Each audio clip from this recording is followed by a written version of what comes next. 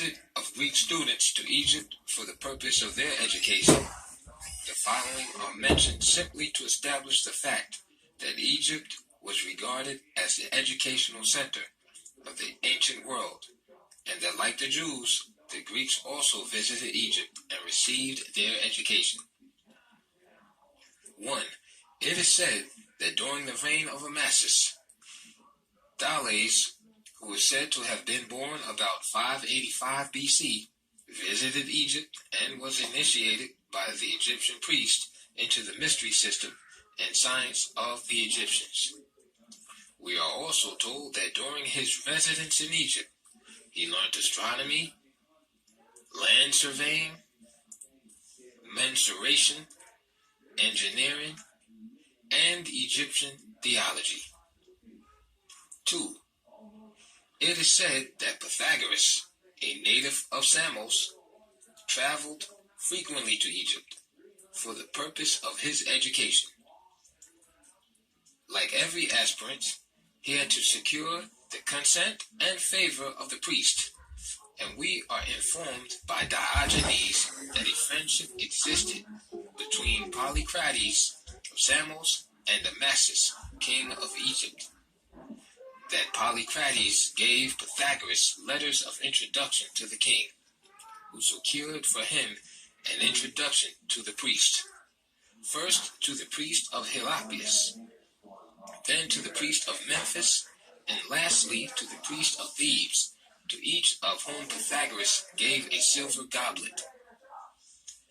We are also further informed through Herodotus, Jablonsk, and Pliny that after severe trials, including circumcision, had been imposed upon him by the Egyptian priest, he was finally initiated into all their secrets. That he learned the doctrine of metempsychosis, of which there was no trace before in the Greek religion. That his knowledge of medicine and strict system of dietetic rules distinguished him as a product of Egypt, where medicine had attained its highest perfection, and that his attainments in geometry corresponded with the ascertained fact that Egypt was the birthplace of that science. In addition, we have the statements of Plutarch, Demetrius, and Antisthenes that Pythagoras founded the science of mathematics among the Greeks, and that he sacrificed to the Muses, when the priest explained to him the properties of the right-angled triangle.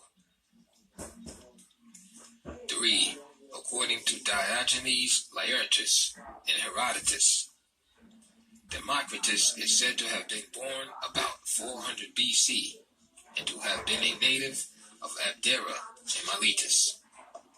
We are also told by Demetrius in his treatise on, quote, people of the same name, end quote, and by Antisthenes in his treatise on, quote, succession, that Democritus traveled to Egypt for the purpose of his education and received the instruction of the priest. We also learn from Diogenes and Herodotus that he spent 5 years under the instruction of the Egyptian priest, and that after the completion of his education, he wrote a treatise on the sacred characters of Meroe. In this respect, we further learn from Origen that circumcision was compulsory and one of the necessary conditions of initiation to a knowledge of the hieroglyphics and sciences of the Egyptians. And it is obvious that Democritus, in order to obtain such knowledge, must have submitted also to that rite. Origen, who was a native of Egypt, wrote as follows.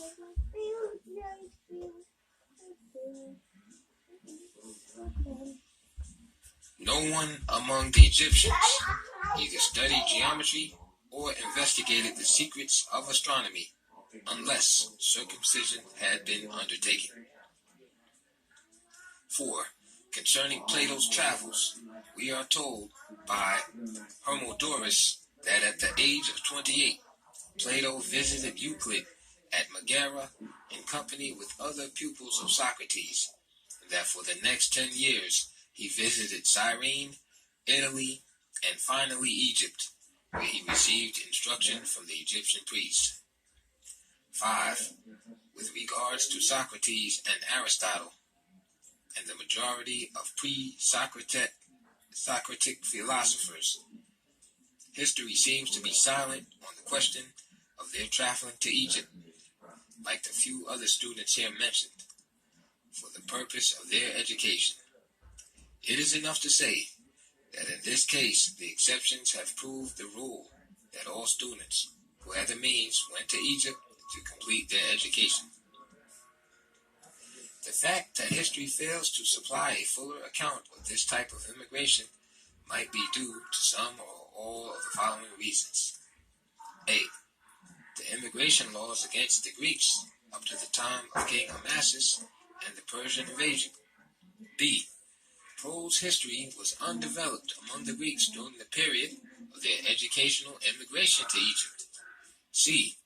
The Greek authorities persecuted and drove students of philosophy into hiding, and consequently, D. Students of the mystery system concealed their movements. Let us remember that Anaxagoras was indicted and imprisoned, that he escaped and fled to his home in Ionia, that Socrates was indicted, imprisoned, and condemned to death, and that both Plato and Aristotle fled from Athens under great suspicion. 2. The effects of the conquest of Egypt by Alexander the Great. A. The Royal Library and Museum, together with temples and other libraries, are looted. As elsewhere mentioned, it was an ancient custom of invading armies